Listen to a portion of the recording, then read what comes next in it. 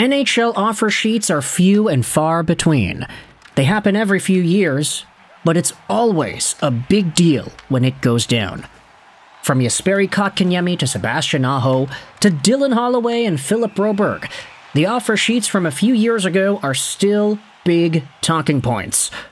So of course, it makes sense that every year of the free agency period, we have conversations as to who could be next.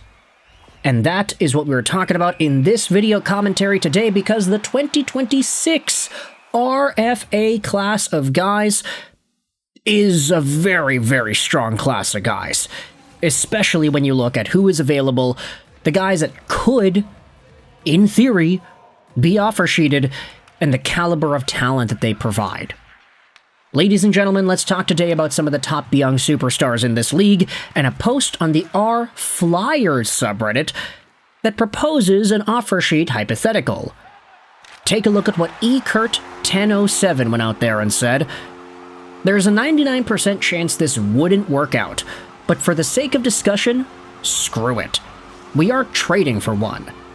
The top 3 center RFAs this year are Connor Bedard, Leo Carlsson, and Adam Fantilli. What number would the Flyers have to throw out there for the Hawks, Ducks, or Blue Jackets to not match?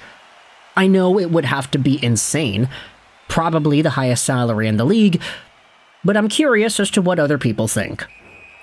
Note, this is not taking into account other roster jumbling we'd have to do in the future to make it work, just what would get those players in a Flyers jersey. And I'll say this right off the bat. Carlsson, Bedard, and Fantilli actually had to do a little bit of a refresh. I had to look them up and I was like, wait a minute, they're all expiring at the end of the year? Yeah, that's true. All of their contracts are expiring at the end of this season as RFAs. They all came into the league at the same time. It makes sense. Bedard was number 1, Fantilli was number 3, and Leo Carlsson was number 2. That 2023 draft is looking amazing. Those 3 guys are just so talented. But when it comes to answering the question as to the potential offer sheet discussion, there really is no possibility that an offer sheet gets complete. Here's why. Number 1, you have to take a look at the offer sheet compensation in the National Hockey League. It seems like it changes every year, but for right now, this is what it looks like. For offer sheets in the $4 to $7 million range, you are looking at a first and a third round pick going the other way in compensation. $7 million to $9 million, you've got a first, a second, and a third. $9 million to $11 million, you've got 2 firsts, a second, and a third. And then any offer sheet over $11.7 million requires 4 first-round picks in draft compensation. Now, here's the thing about that. If you were to sign a contract with any of these guys, you can't just give your offer there and then all of a sudden, boom, it's done. You have to know the guy is actually interested. And just for the sake of argument, I think it would be fair to assume that Connor Bedard probably likes the Blackhawks and he's probably committed to the team. Leo Carlsson probably would choose to stay in Anaheim if he had the choice. And probably the same thing could be said about Adam Fantilli. In fact, I'd say especially Adam Fantilli, because of how good the Columbus Blue Jackets are and have been the past little while ever since Rick Bowness came into the picture. They're a good team, man. And so, first, you have to get the guy to sign. Secondly, if you wanted to guarantee the guy to sign, you would have to give maybe like a $13, $14, $15, $16 million AAV deal, and that gets into pretty ridiculous territory when you look at some of the other guys that are in that dollar amount range in this league.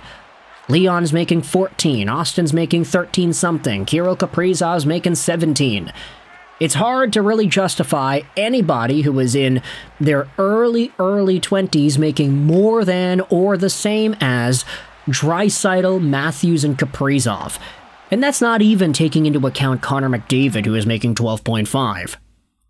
Furthermore, if you were to get this done, if you were to make a big contract signing in a $15 million range for Connor Bedard, for example, there is no reason for the Chicago Blackhawks to let that guy go. they can just say, okay, well, you did the hard work for us. You signed Connor Bedard to an 8-year deal.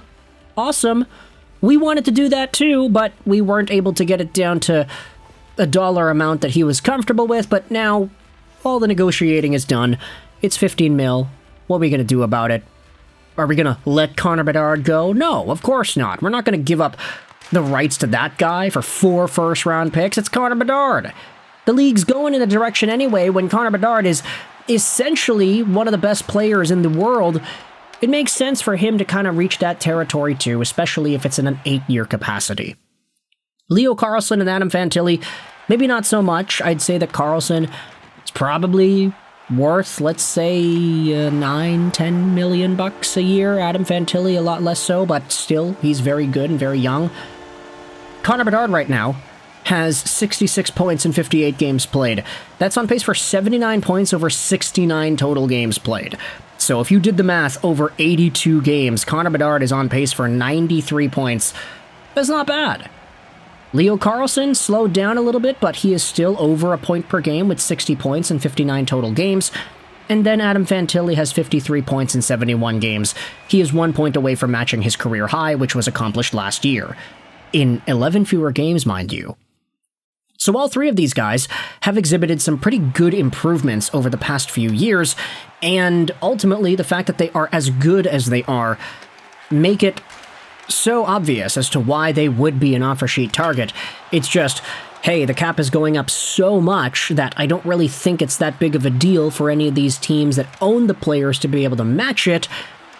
And 2, the likelihood of them actually signing an offer sheet with a rival club like Philadelphia, just for example, doesn't seem all too likely. For Dylan Holloway and Philip Broberg a few years ago with the Blues and the Oilers, there was a reason to go out there and sign that offer sheet. St. Louis wanted to give them playing time. They believed in these guys. And for the most part, they bit. They said, yeah, I think I'm getting mistreated by the Oilers in our contract negotiations and it's not working right. I think I have a talent skill set that they don't see and they want to pay me according to what they believe I am, and I don't think that's correct, so I'm going to go to St. Louis where they actually believe in me, and the Oilers, because they don't think I'm that good, they're not going to match and they're not going to bring me back. That's how it went essentially with Dylan Holloway. Jesperi Kotkaniemi from Montreal over to Carolina, that was literally just a situation where Carolina used Kotkaniemi as a vehicle for revenge, so I don't think Carolina ever thought that Kotkaniemi was a $6 million caliber player. They just said, hey, screw you, Montreal and Marc Bergevin, we're going to do this. And then you have yourselves the Sebastian Aho offer sheet from a few years ago, which essentially was just Sebastian Aho using Montreal as a vehicle to negotiate his own contract on his own terms, because the Carolina Hurricanes didn't want to pay him the money that he thought that he deserved. Reasonable dollar amount, but it was just penny pinching that kept Carolina from signing the dotted line. Sebastian then said, okay, well, Montreal's willing to pay me that money. I don't really care about leaving, but I want to get that dollar, so I'm going to go out there and sign with the Habs with the intention of you, Carolina, matching and keeping me in our organization here. And that's exactly what happened. Then you have the Bedard, Carlsson, Fantilli situation where it's like, no, each of these teams will believe that all of these guys are going to be top-tier pieces of their future long-term.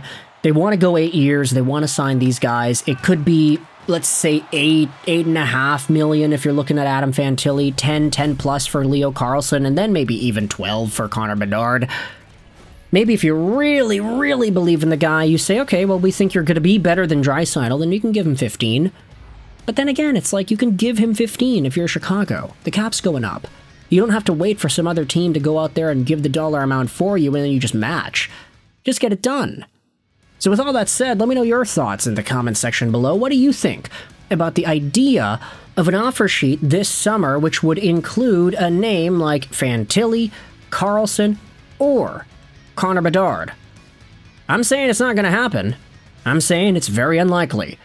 But with that said, let me know your thoughts in the comment section below. I hope you enjoyed this video. Sign on, and bye.